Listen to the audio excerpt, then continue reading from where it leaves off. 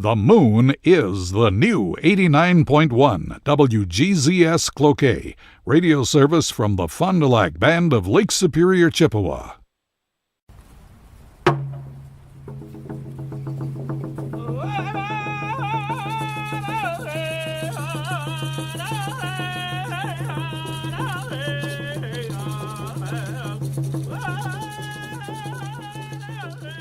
In December of 2012, Canadian Native Chief Teresa Spence began a hunger strike to show solidarity with the Idle No More movement and to express displeasure with proposed changes to Canada's land management laws, among other things. The movement quickly spread across the border and around the world, and by January 11, 2013, it had spread to Duluth, Minnesota.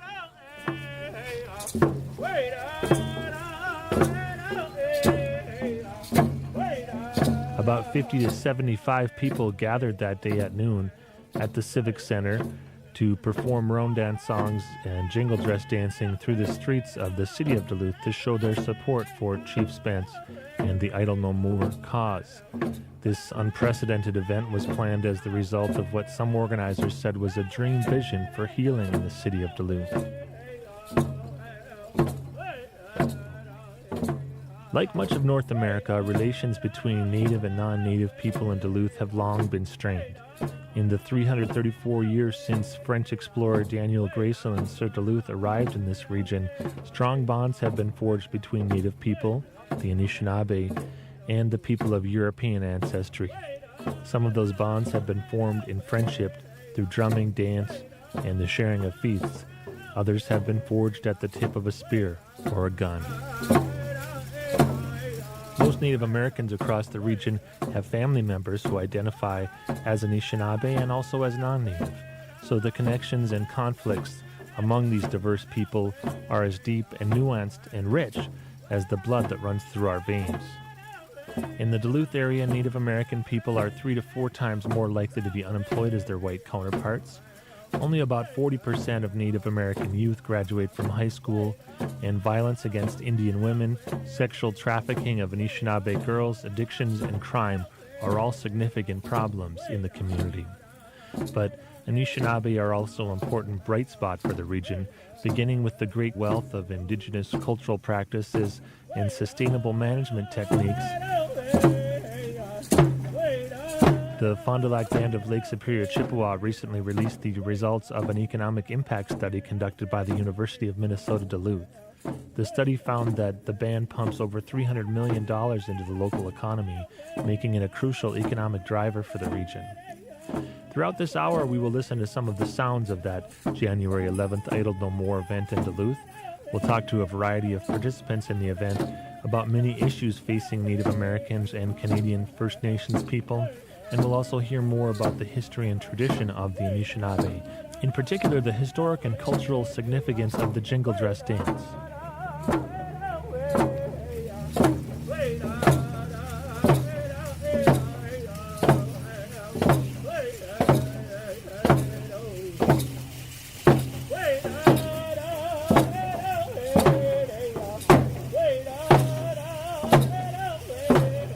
To start, Ricky Defoe, a member of the Duluth American Indian Commission and a spiritual leader, led those gathered, including Duluth Mayor Don Ness, in a traditional Anishinaabe prayer. As the marching and dancing through downtown began, I pulled Ricky Defoe aside. A young woman's in. Be careful of walking. It's a lot of ice, and one of our Anishinaabe Quay slipped and fell last night, so be very careful of walking. We don't want nobody to get bumped heads. Yes. JP Renquist, Indigenous Cause, from WGZS Radio. Oh, Nagachuanang. Nagachuanang. Okay. You said a prayer when you started out here for the women. Yes. Could you say it, maybe repeat some of the prayer if it's appropriate, and maybe say what the prayer was about and what you were wishing?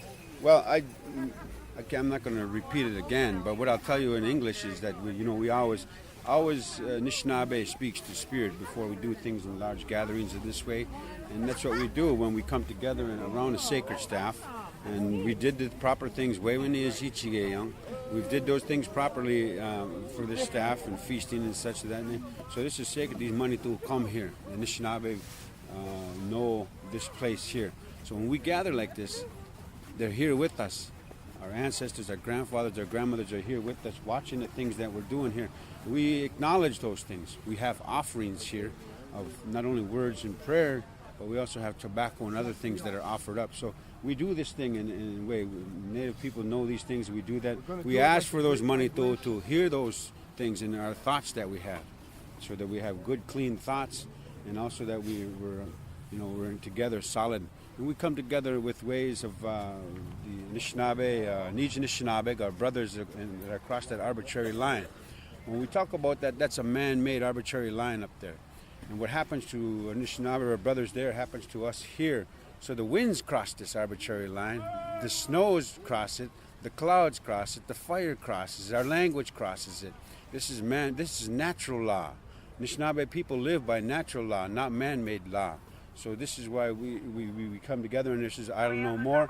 We say that's enough for that. We have to live by natural law, and the traditional way of living is part of that. And Mino Bimataziwin is part of that. And I think we see the numbers here today. It's a beautiful thing, and so it's a good way. Mino Bizatawi to win. Mino Bimataziwin. And that's the good life. Those are the inclusive of the 7 teachings that were given to us by those 7 grandfathers that sit in the east. The ones that sit so far up into the star world, those grandfathers, the legends and stuff. Those are all coming back. These Otsukan, they're all coming back to Anishinaabe people. It's a beautiful, powerful thing to be a part of that, and it's happening here today. I know you need to catch up, but I just wanted to ask you, what is the significance of these women in the jingle dress dances? I've heard it described as a once-in-a-lifetime event. Someone had a dream. One of the women had a dream, and that was part of it, the healings that come through these alleys and stuff. The Ani Wewiyash, which is the resonation of the words and the sounds of the drums and the feelings and this energy, that the spirit to come and help heal our people that are suffering down here, that because of the conditions that are imposed upon us as Native people here. So this is a symbolic way that to be truthful to that dream, and then to have the Ingil Manitoko that will allow us be there to help our people, those spirits, and this is part of it here. So we have connection, and so this is a healing along with solidarity. So this is what it's all about. It's a beautiful thing. Ricky Defoe is a Fond du Lac elder and a member of the Duluth American Indian Commission. I spoke to him as part of our coverage of the January 11th Idle No More jingle dance demonstration through the streets of Duluth. Idle No More began in October 2012 with 4 Canadian women, Nina Wilson, Sheila McLean, Sylvia McAdam, and Jessica Gordon. These women began conducting teach-ins in Canada starting in late 2012. The movement began with an effort to educate the public about proposed changes to the lands and other treaty rights of Native Canadians, but it has broadened in scope to address widespread economic disparities, historical atrocities against Native people, and unequal protection under the law. The movement quickly jumped across the U.S.-Canada border and has since spread throughout the world. The widely dispersed groups and organizations calling themselves Idle No More were galvanized into a more cohesive unit on December 11, 2012, when Teresa Spence, chief of the Attawapiskat First Nation in Canada, began a hunger strike. Chief Spence demanded a meeting with Canadian Prime Minister Stephen Harper and with David Johnston, the Governor-General of Canada, the Queen of England's representative to the country. Although both men have sent deputies and envoys to meet with Spence in her ceremonial teepee on Victoria Island near the Canadian capital in Ottawa, Chief Spence has rebuffed these gestures. She insists on meeting at a nation-state to nation-state level because those are the conditions under which the treaties with the Attawapiskat and other First Nations were established. On January 13, 2013, the one-month anniversary of the beginning of Chief Spence's hunger strike, solidarity demonstrations took place around the world. Today we're bringing you an in-depth look at the event that happened in Duluth, Minnesota on that day. I'm J.P. Rehnquist.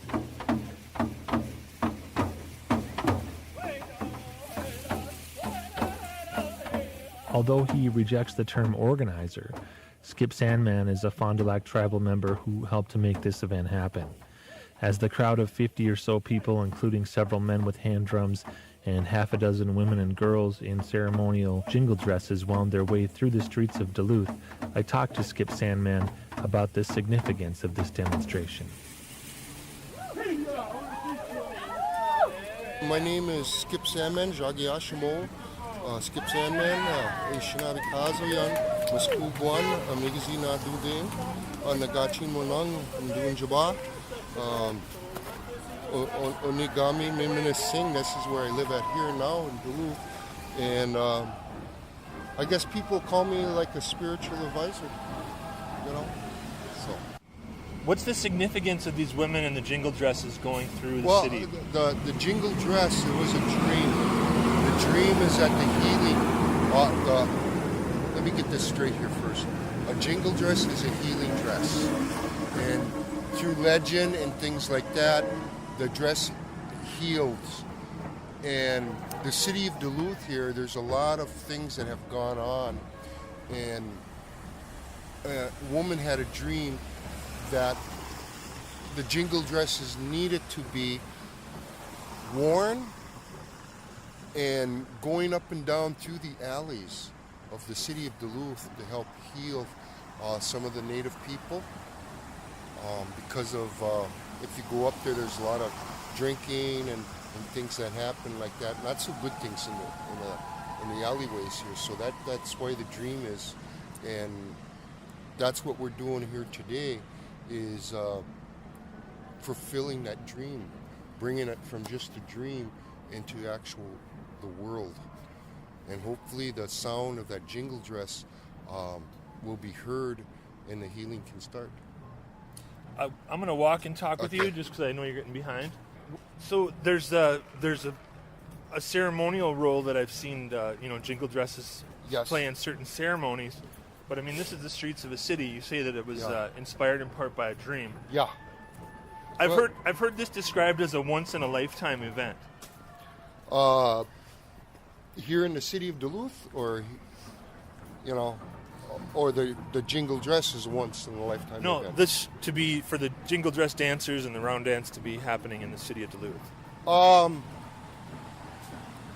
As far as I know of, it could happen more. It depends on, I guess, on people's dreams, if they have dreamt that, or if they have a vision of something. When we talk within the cities, the confines of Duluth here, we're talking, Duluth is new, but Indian people have been here forever. So it's not really the city, it's all of ours. Our presence have always been here. You can put up all the buildings you want, nice fancy sidewalks. All right, I'm up here. Skip Sandman is a Fond du Lac band member who helped to coordinate the January 11th Jingle Dress Idle No More event in Duluth. Let's take a break from the talking now and listen to some of the sounds of this event. Here are the round dance drummers and jingle dress dancers dancing on a street corner in downtown Duluth at 5th Avenue West and Superior Street.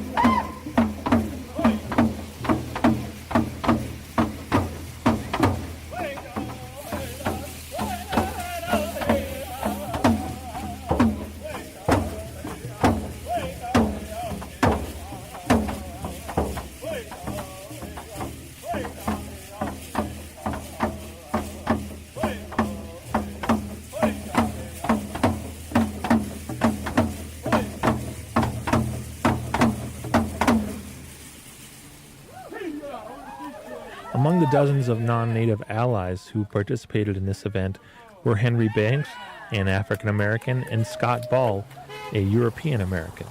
I talked to both of them as the Jingle Dress Dancers and drummers approached Lake Avenue in the heart of the city.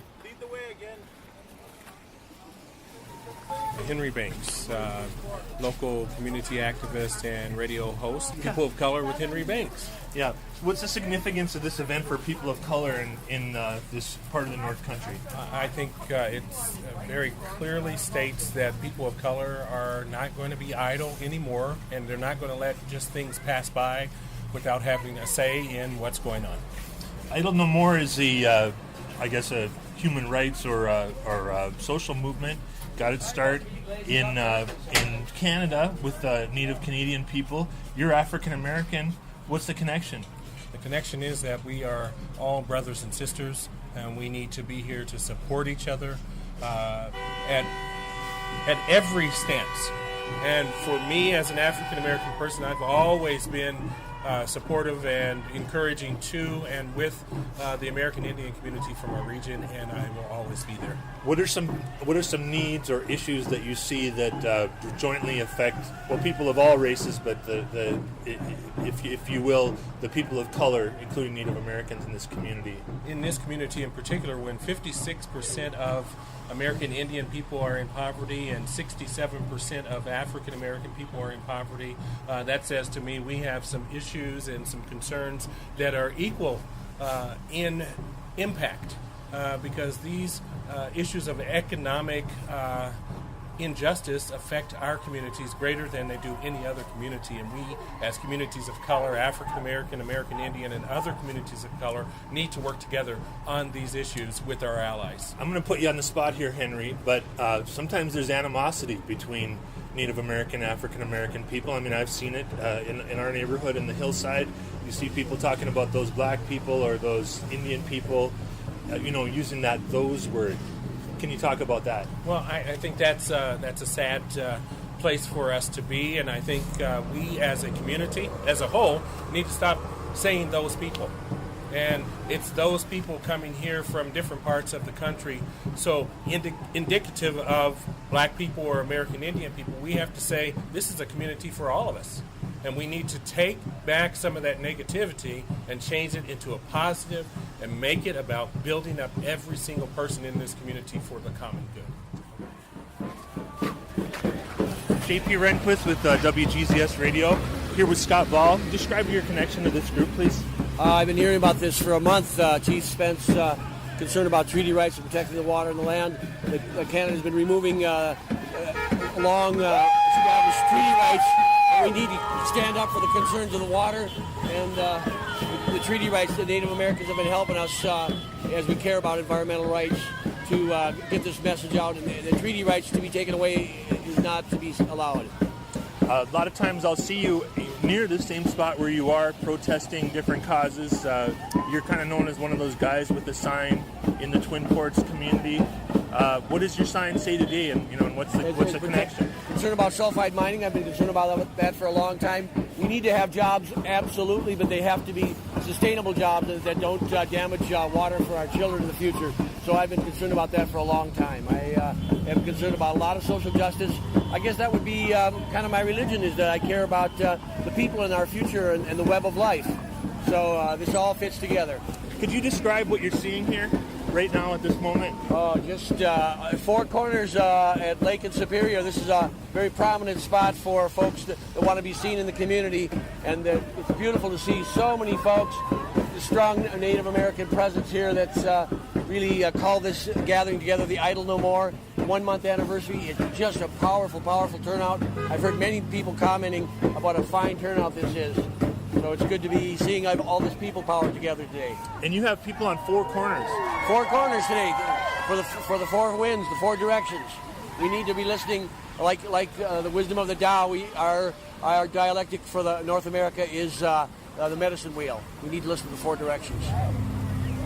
You're a non-native person, is that correct? Yes. And do you see this as you talk about human rights? I don't hear you talking about race at all.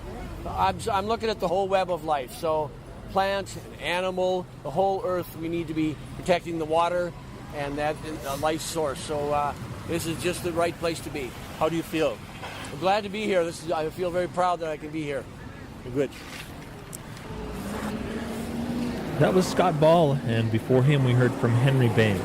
Both men are longtime community organizers and leaders in peace and social justice movements around the Duluth, Minnesota area. I'm J.P. Rehnquist for WGZS Radio. We are revisiting a remarkable demonstration that took place on the streets of the city of Duluth, Minnesota on January 11, 2013. This event and others like it around the world commemorated the 1 month mark in a hunger strike by Canadian Native Chief Teresa Spence.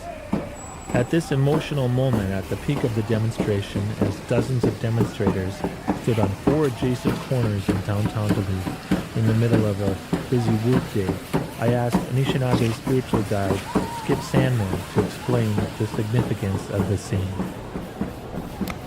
Okay, Mr. Sandman, I want to interrupt you for just a moment here. Yeah. I see that there are 4 corners occupied by people here. What's the significance of that? Because each of these corners are uniquely set up so that the directions, east, south, west, and north. Okay, and what's the significance of the 4 corners for Anishinaabe? The 4 corners is the 4 grandfathers, the 4 sacred directions. Where the money-doos live in each of those 4 directions. You talked about healing before, and these dancers, Yeah. there being a spiritual healing, or is it a material and spiritual healing that happens? All 3. Physical, emotional, mental, and physical. So what are these women doing for this city right now? Right now, that sound, you listen to that sound right there, that travels. That travels, and you have to know the whole story behind the jingle dress, and that sound will travel and heal sickness, and that's what it does. What about this, I don't know more, with the solidarity with the Canadians over treaty rights and Yes, what affects them up there will eventually affect us here, and we are solidarity. The border is a dominant culture thing.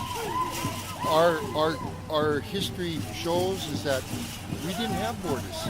We didn't confine people. So what affects?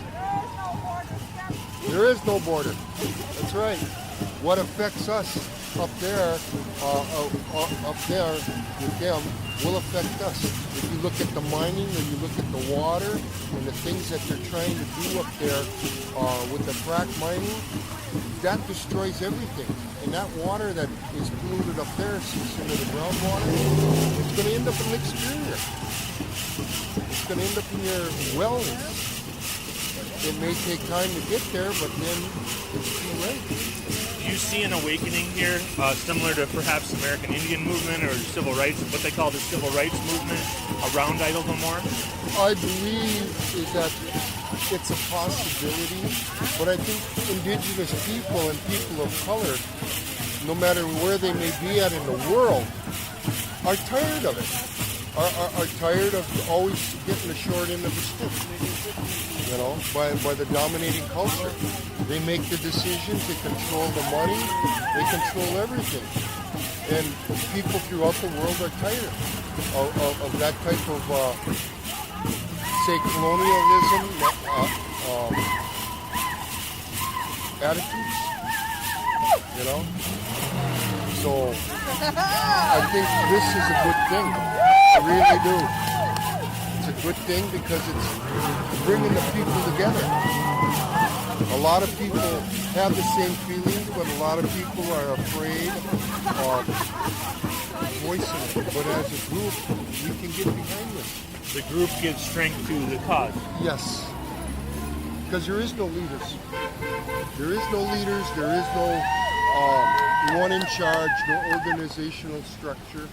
No one's in charge here? No one's in charge here. No one, they can't point at any one of us and say, you did this or you did that. The thing that brings the people together are what I would say would be a Gijimanidu, the Great Spirit. The move. To move and to have the unity that we seek. So that's... I got to ask one follow-up on that. This is a leaderless movement, is that right? I mean, It was started in Canada by 4 women, and it spread worldwide. People just getting behind the cause. Hold on. You know? Okay. Thank you very much. Okay.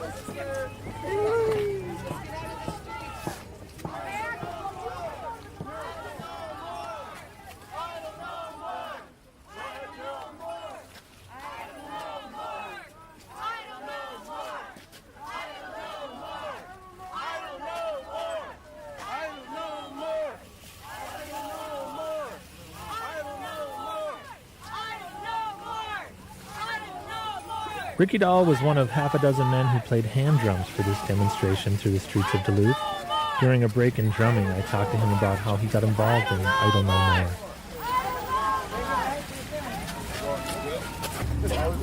More. Okay, Ricky, you're carrying a drum here. Yes, sir. What does that mean? It's the voice of our people, our nation. It speaks louder than words. More people hear it. Today, we're doing it in honor of Chief Spence. She's supposed to be having a meeting as we speak right now. She's supposed to be having a meeting, and hopefully, with everybody doing this worldwide right now, hopefully the meeting's taking place. And What does it mean for this community? What are you trying to do here? well, what happens to Canada affects us. All the pipelines, tar sands, they're pumping it into us. I mean, right now we're supposed to be 10,000 lakes, and right now we're called 10,000 leaks. What do you mean? All the pipelines that are going through here from Inbridge, they're leaking into our lakes, and pretty soon we won't have no more drinking water. Pretty soon we won't have no more trees, no more grass. All the pipelines are just gonna take us all out. If Native leaders are being listened to by the government of Canada, and I would assume you might say also the United States, what are the things that you want them to hear? What kind of decision-making powers would you like to see returned, and so on? More respect to the people, not just Native Americans, but everybody. There's plenty of pipelines already. Why do we need more? And from what I understand, they're talking about bringing more to Minnesota with Enbridge. And I mean, right now there's a lot of lakes and rivers we can't even fish because our fish are polluted. It's not safe to eat. I picked up this drum a couple weeks ago just for the I Don't Know More movement because when I was a little kid, I mean, even the climate's changed since I was a little kid. Now, my oldest boy, he's 8, and 20 years from now, it's going to be middle of summer right now, in January. You say that you picked up this drum for I Don't Know More? Yes, sir. So you are just, what? You haven't been a round dance drummer before? No, I'm a new drummer. I've been in the culture for many years, but I'm a new drummer because I want my voice to be heard. What does that feel like? Makes me proud. I gotta say, it's the happiest I've ever been. Lifts my spirits knowing now we got all these supporters. How do you think you're going to sustain it? By I Don't Know More has to stay like we are right now. We gotta stay respectful. We can't do what the government's doing. We can't we can't fall into a war zone. We gotta stay as we are right now. We're a peaceful gathering, and that's the way it's gonna stay. As of right now, we're a peaceful movement, and we plan to stay peaceful. How old are you? I'm 27. And how many kids have you got? I got 4. I got an 8-year-old Hayden, 7-year-old Paul, 5-year-old Bella, who goes to Fond du Lac school, and my youngest is Daisy, and she also goes to the Fond du Lac. Thanks for your time. You're welcome.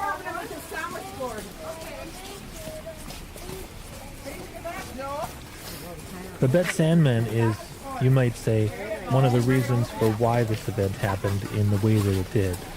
She says that she received a dream vision of jingle dress dancers moving through the alleys in Duluth. She shared that vision with others, and it became a reality. This is Sandman or Makabe Miguan, Shinacardo, and there was Bawacha Gawin, your dream about the dresses. Can we stand for a moment? Okay. We can walk and talk. Yeah, let's walk and talk. You'll hear my jingles. Well, my name is Babette Sandman, and I grew up here. And have you ever heard of the First Street scene? Of all the Native people that used to hang out in down here, downtown, and drink, and still do. We're on First Street right now. Yes, back in the 70s, I was 16 years old, and when I wanted to find my dad, I just went in the alleys, because that's where he drank. And a lot of people drank, and from the outside, people didn't like it. They didn't like the Native people, you know. But from the inside, it was like a big family.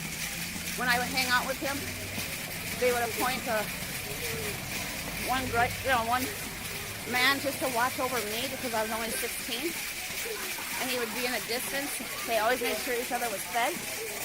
So there was a thread of traditional, you know, they knew traditions, but they were drinking a lot. But they still kept that family feeling, tribal feeling. I liked hanging out with him. But that's where I had to find him, with his big family in the alleys. And he passed away some years back. The other day, a few weeks back, I needed to turn around.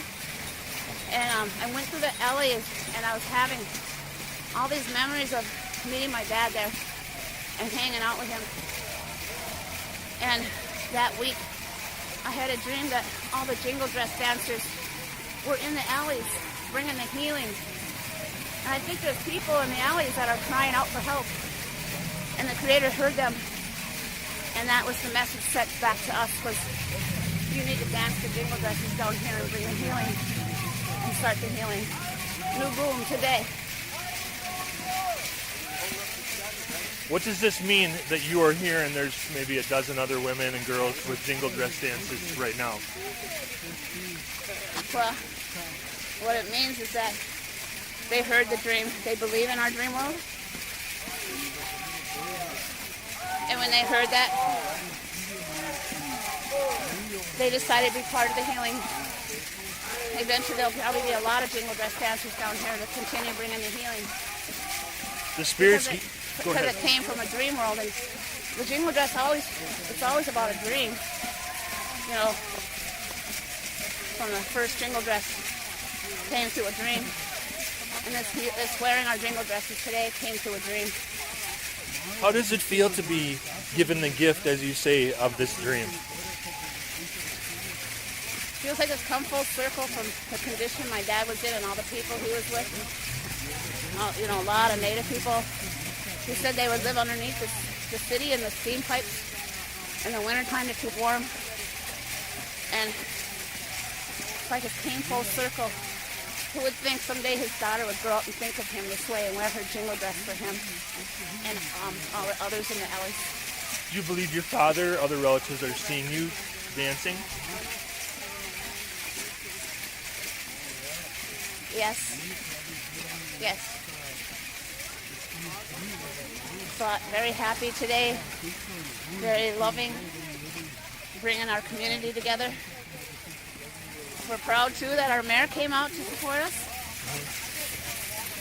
You mentioned being a teenager in the city and how hard things can be, and we're hearing a lot. We have a parallel sort of campaign going on right now about women and girls trafficking, and a lot of our girls are trafficked around that time. Is that something that you were aware of at that time?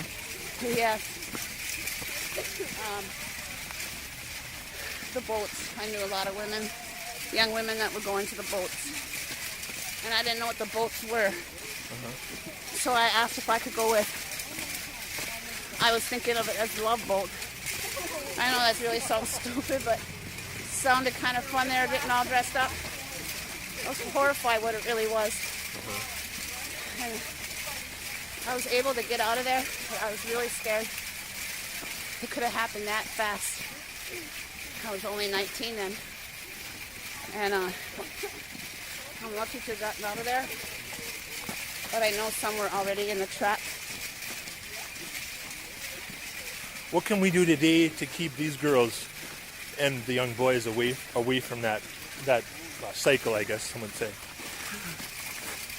Well, we need to come back to our traditional ways, where we're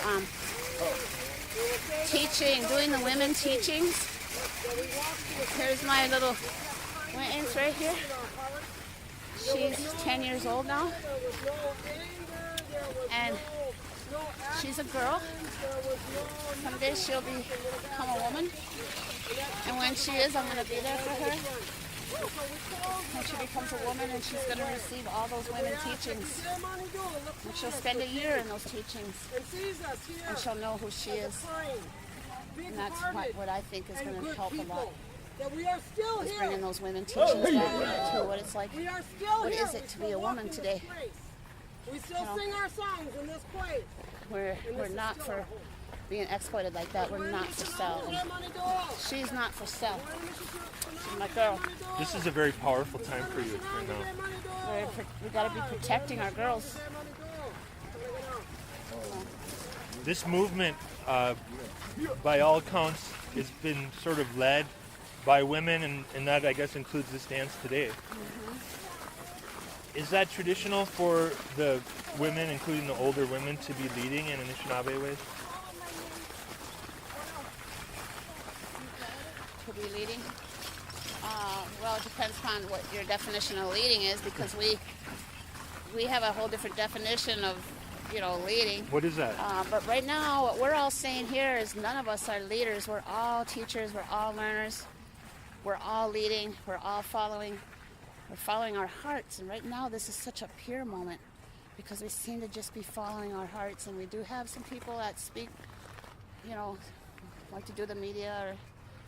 But yeah, us women, we're definitely acknowledged as leaders, but not in the dominant worldview of that, They will say that we do good.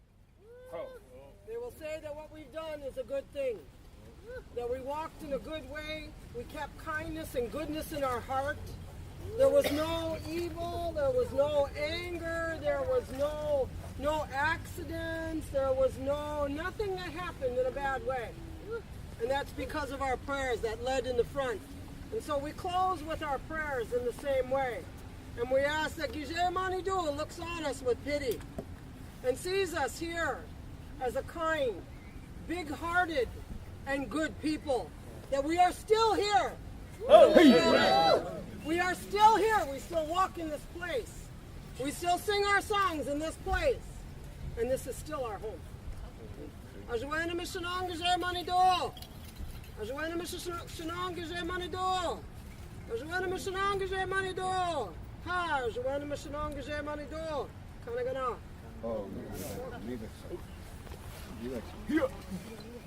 Robert Desjardins is widely known for his eagle staff that he carries at spiritual and cultural events around the region. It was his eagle staff that led the way throughout this demonstration through the streets of Duluth, Minnesota. I talked to him as the demonstration drew to a close. First, if you could introduce yourself just for our purposes. I'm Robert Desjardins, Director for Protect Our Minoman. And where are you from? From Red Lake. I noticed that you've been carrying the staff today. Could you talk about the significance of that? Well, each Eagle staff has its own meaning. So this staff here is called Sheriff's Children's Staff. It was gifted to me in a dream. I had a foster daughter who was murdered by her uncle, and so the staff was made in honor of her, and also made in honor of children who are in foster care and adoption. And if you look at the staff, there's one missing feather here, and that's for my foster daughter who was murdered. What I'm just stunned with the amount of emotion that goes into that, something like that. So you carry this, and you're here in Duluth. It's Idle No More. I mean, talk about that. Well, I carry it at a lot of powwows. If you go to powwows, they have eagle staff in front, and so that's usually where I carry the staff at. I'll bring it to events like this here. This is probably the 4th or 5th time the staff has been up here in Duluth for an event. It's also been a part of some ceremonies. So it's used for a lot of different purposes. There's been, in addition to this Idle No More movement, we have issues around wolves and issues around land management. And now just this week, they announced a month of awareness about the trafficking of girls and women. A lot of these things touch deeply the Native American community in our region. Well, one of my reasons for being involved with Idle No More is the diminishment of treaty rights and diminishment of environmental protection. So that's not only happening up there, that's happening down here. We have a state legislator which is passing laws that affect our environment, like the wolves. My issue is mainly with mining and wild rice. And they're passing laws to make it easier for corporations, for extractive resource or companies to build mines in northern Minnesota. And it's kind of, that's what's going on up in Canada. So I look at it as, I don't believe in a border. The border is mythical to me. And the problems we're having up there correlate to a lot of the problems that we're having down here. My grandfather, who's non-native, would tell us the exact same thing about the border, that it's, he'd say, look at those borders from space. They sent those guys up there, and there's no line there anymore. How, and when I look at this rally, it's being led by Native Americans, this staff, and a lot of Native American women, but there's people of all races here. Talk about the connections between cultures and across cultures with shared values, for example. Well, usually what I talk about when I give a speech, for example, I was at the Capitol a couple days ago and gave a speech at a rally. But I try to make those connections between natives and non-natives. And usually what I will tell them, I'll give them a teaching of the 4 Orders of Life, which is a real simple teaching that was given to us long ago. And 4 Orders of Life, Aki, the earth is first. The 2nd order of life are the plants. The 3rd order of life are the animals, and human beings are last. So the animal, plants, and the earth, they can exist without us. They don't need us to be here. But because we're last in the order of life, we have a responsibility and duty to take care of those other 3 orders. And that's just not inclusive of Native people, that includes all of us. We have a responsibility to take care of the earth. One of the things I emphasize is that the environment is the most important issue of our times. You look at what's going on. And one of the things about Idle No More is to create a lot of awareness about those things. It's a movement that's spreading, it's gone beyond the borders, it's being recognized worldwide. And I think a lot of people are just fed up with what's going on with the environment. We have a lot of prophecies that tell us about this, about environmental destruction. And in those prophecies, we're told there's a time, the time of the 7th fire, when we have to come together. And so part of what I do is share some of the teachings that I know, so non-Native people can be with us in the struggle. Is this gathering here and this variety of races and ages of people evidence that we may be living in the time of the 7th fire? Yes, because the 7th fire talks about this. And if we can light the 8th fire, that would mean a time when we have peace and goodwill on earth. But it's going to take a while to get to that point. And it's really the responsibility of non-native people to take up these issues. They're the ones that control the technology. They're the ones who control technology over the environment. So the idea is that for non-native people to choose a path, do they want to choose the path of technology, which will destroy the earth, or do they want to choose a path that will save the earth? And so, again, part of what I do is I try to teach people about those things so they have a better understanding.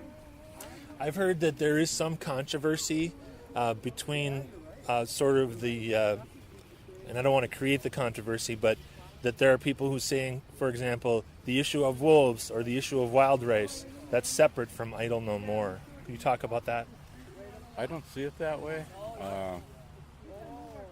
I mean, obviously there are differences between what we have here and what's going on in Canada. Part of our effort here, like today, is to show our support, show solidarity with the First Nations. But at the same time, when we look at what's happening in Canada, we can relate to that to what's happening down here. So the lines get kind of blurred as to what we're doing. I mean, I think it's really important, especially up here in Duluth. To me, this is ground zero for mining. And I've been coming here for 2 years and talking about that issue. And so part of it is to educate and have outreach with non-native people and with our own people. To step up and speak up and stand up to these issues. So you mentioned it's ground zero. I'm aware of just some history as a personal interest of mine, some local interests. Have you ever heard people talk about what's called Chief Buffalo's claim in Duluth? I'm not familiar with that, no. So this area where we're standing right now is part of land that was deeded to Chief Buffalo of Red Cliff by the United States government. And we happen to be, standing on part of that claim right now. Yeah. Well, a long time ago, the bands were spread out in a lot of different areas. I mean, after the treaties, they were placed on the reservations, and so the reservations mark a line of where they live. But a long time ago, we didn't have central villages. We lived out in bands. Particularly, we lived in bands according to our families and our clans. I'm from Red Lake, but I know that my family came from a band called Chief Red Bear, and he lived in the Red River Valley. So he lived a long ways west from Red Lake. And the other thing, too, about Red Lake, and this is true with many tribal nations that are along the so-called border up north, a lot of our land extended into Canada. Red Lake used to go into Canada until they created that border. So, there's those connections that we're making, and I don't know more is bringing back that knowledge. Which, just if you feel comfortable doing so, we would welcome you to introduce yourself in a traditional way. Uju Nishinabe Dug, Minawa, and Dinaway Maganag, and the Sogi Shik and the Go, Ojibwe Ma, Makwa, Indu Dam, Miskukami Way, Saga Garname. And what I said, my Ojibwe spirit name is Every Day. That was the name that was given to me. I belong to the Bear Clan, and I'm from the Red Lake and Anishinaabe Nation. Which? Okay.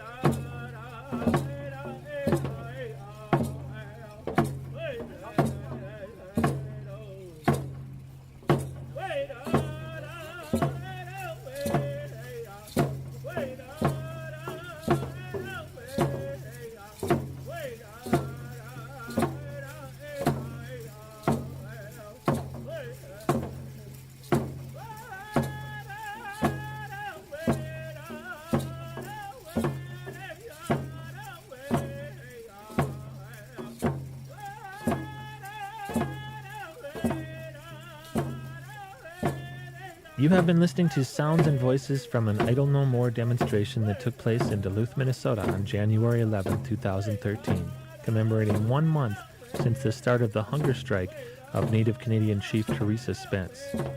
This program is a production of WGZS, The Moon, WGZS-FM in Cloquet, Minnesota, radio voice of Fond du Lac Band of Lake Superior, Chippewa, Nagachiwanong, and Anishinaabe.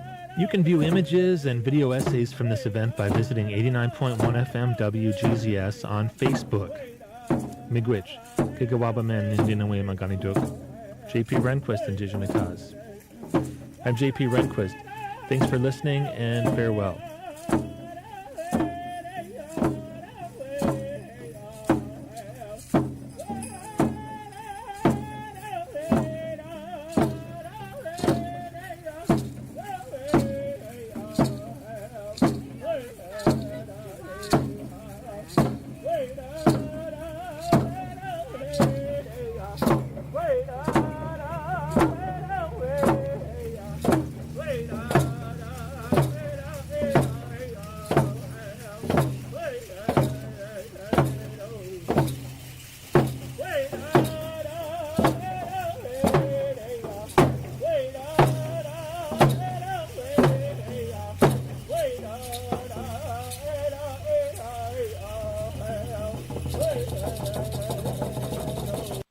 The Moon is the new 89.1 WGZS Cloquet, radio service from the Fond du Lac Band of Lake Superior, Chippewa.